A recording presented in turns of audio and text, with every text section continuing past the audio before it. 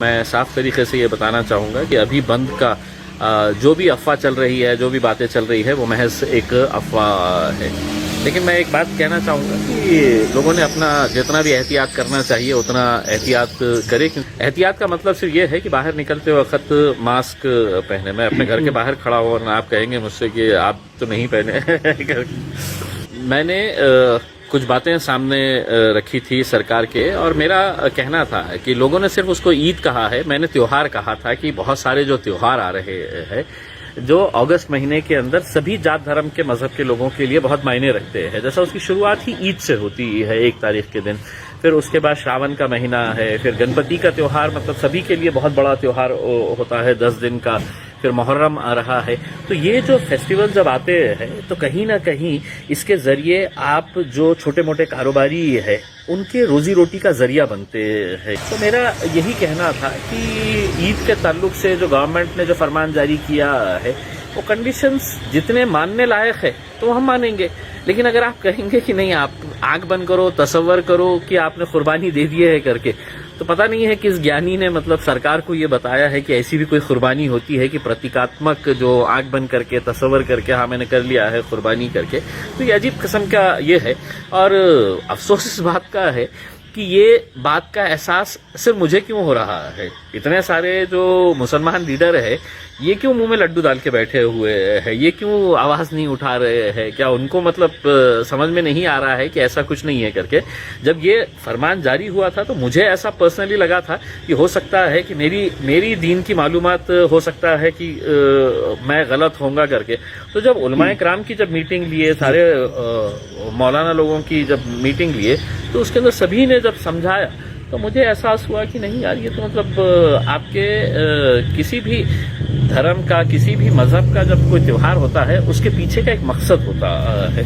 अगर वो मकसद ही आप हटा देंगे और आप कहेंगे कि नहीं अब हम बोल रहे हैं और वैसा आप तो मनाओ करके, तो ऐसा तो हो नहीं सकता। देखिए साहब, नहीं, जानवरों के बाजार के ताल्लुक से तो मैं आज भी कहता हूं बिल्कुल कहीं पर भी इंशाल्लाह कोई दिक्कत नहीं आएगी, क्योंकि हमने साफ तरीके से ये कहा है कि जो ऑनलाइन खरीद सकते हैं वो ऑनलाइन खरीदे करके उसमें। लेकिन छोटे मोटे जो किसान है, जो जानवर लेके आते हैं, वो कहाँ से ऑनलाइन करेंगे उसके? तो ये सब फिजूल की बातें हैं।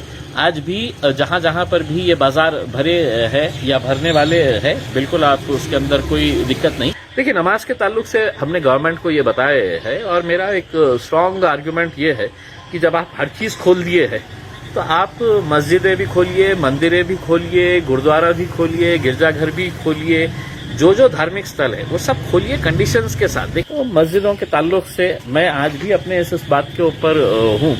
अगर सभी उलमाए किराम अगर इस बात की इजाजत देते हैं कि भाई हाँ हम नमाज वो करेंगे, तो बिल्कुल हम पूरे कंडीशंस के साथ जितना भी हम एहतियात बरत सकते हैं वो पूरी एहतियात बरतते हुए हम नमाजें अदा करेंगे। लेकिन इसका फैसला एक सियासी फैसला नहीं हो सकता है। मैं समझता हूँ कि उलमाए किराम अगर इसकी इजाजत देंगे तो मैं उनके इस काम के अंदर यकीनन पूरा साथ। मुझे यही नहीं समझ में आ रहा है कि जो मुसलमान लीडर ना, जो सिर्फ इम्तियाज जलील के बगैर उनको नींद नहीं आती है, उनको इम्तियाज जलील क्या कर रहा है करके। अरे भाई, मेरे खिलाफ आप बोलिए, मेरे खिलाफ आपको जो करना है आप करिए, लेकिन ये तो एक मुद्दा है, आपका शरीयत से जुड़ा हुआ मुद्दा है, आपके मजहब से जुड़ा हुआ मुद्दा है। उसके ऊपर अगर आप बैठे हुए हैं तो आपको डर किस बात का है उसमें? मतलब ये है कि चाहे वो मुंबई के अंदर बैठे हुए मुसलमान लीडर हो या मेरे अपने शहर के, इम्तियाज जलील जरा सा कुछ करा तो पूरे के पूरे एकदम बवाल कर देते हैं। और इतना बड़ा मुद्दा मैं उठा रहा हूं तो अब किसी ज्ञानी नेता ने कहा है कि नहीं, इम्तियाज जलील उसको सियासी। अरे सियासी क्या मुद्दा हो सकता है मेरे भाई?